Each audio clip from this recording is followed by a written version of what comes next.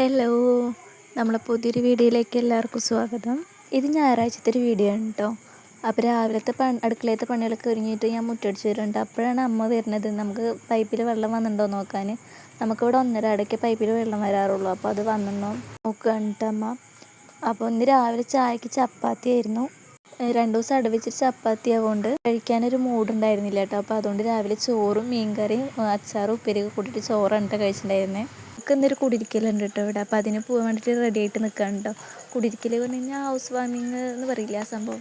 അപ്പോൾ പലയിടത്തും പല പേരാണല്ലോ പറയുക. അപ്പോൾ ഞാനും അമ്മയും ഏട്ടനും അതേപോലെ മേമയും അവിടുന്ന് ശ്രീകുട്ടനും മേമ്മയുടെ കുട്ടിയൊക്കെ ഉണ്ട്. അപ്പോൾ എല്ലാവരും കൂടെ പോവാച്ചിട്ടാണ് കേട്ടോ.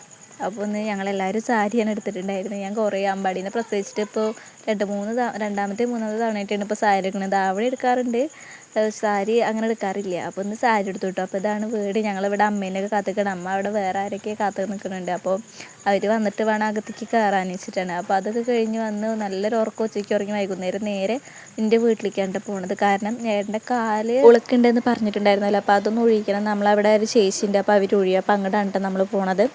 അപ്പോൾ ഞാൻ ഏട്ടനും മഴ വരുന്നതിൻ്റെ മുന്നേ വേഗം എത്താലോ എന്ന് വിചാരിച്ചിട്ട് ഞങ്ങൾ വേഗം പോവാണ് കേട്ടോ. മഴ ഒരു 4 മണിയൊക്കെ ആയപ്പോൾ ഞങ്ങൾ പോന്നിട്ടുണ്ടായിരുന്നു. അപ്പോൾ നേരെ വീട്ടിലെത്തി.